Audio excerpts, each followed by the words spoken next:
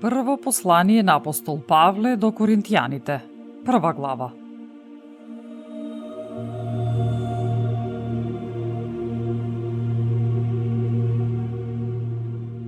Павле, по Божја волја повикан апостол на Исус Христос и братот Состен, до црквата Божја во Коринт, до осветените во Христос Исус, повикани свети, заедно со сите оние кои на секое место го повикуваат името на нашиот Господ Исус Христос, нивни и наш. Да имате благодат и мир од Бога, нашиот Отец и Господ Исус Христос. Секогаш му благодарам на мојот Бог за вас поради Божјата благодат што ви е вам дадена во Исус Христос, преку кого станавте богати во секое слово и во секое знаење, зашто се утврди во вас Христовото сведоштво, така што не сте лишени од ниеден дар вие што го очекувате откровението на нашиот Господ Исус Христос. Тој ќе ве утврди до самиот крај за да бидете безпрекорни во денот на нашиот Господ Исус Христос. Верен е Бог, кој ве повика во заедништво со Неговиот Син Исус Христос, нашиот Господ. Браќа, ве молам во името на нашиот Господ Исус Христос сите вие да зборувате исто и меѓу вас да нема раздори, туку да бидете совршено соединети во еден ум и во исто мислење. Зашто домашните на Хлои чув за вас, браќа мои, дека меѓу вас има лукавги. Сакам да ви кажам дека секој од вас вели јас сум Павлов, а јас сум Аполосов, јас сум на Кифа, јас пак Христов. Па зар Христос е разделен? Зарем Павле беше распнат за вас, или пак во името Павлово бевте крстени? Му благодарам на Бога што од вас никого не сум крстил, освен Крисп и Гај, та никој да не може да рече дека ве крсти во мое име.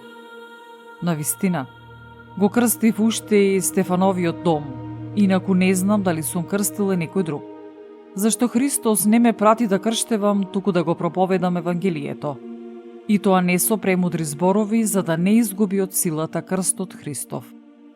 Зашто словото за крстот е безумие за оние што пропаѓаат, а за нас, кои се спасуваме, е сила Божја. Зашто е напишано: ќе ја уништа мудроста на мудрите и ќе отфрлам разумноста на разумните. Каде е мудрецот? Каде е книжникот? Каде е препирачот од овој век? Не ја претвори ли Бог мудроста на овој свет во лудост? Зашто светот при мудроста Божја не го позна Бога со мудрост. Бог благоволи со безумието на проповедта да ги спаси оние што веруваат. Зашто јудејците сакаат знаци, а елините бараат мудрост. Ние пак го проповедаме Христос распнатиот, кој за јудејците соблазна, а за незнабожците безумие. За повиканите пак како јудејци, така и елини, Христос Божја сила и Божја мудрост. Зашто Божјото безумие е помудро од луѓето и Божјата слабост е посилна од луѓето. Гледате, браќа, какви сте вие, повиканите. Не мнозина сте мудри по тело, не мнозина силни, не мнозина благородни. Но Бог кој избра она што е безумно за овој свет, за да ги посрами мудрите.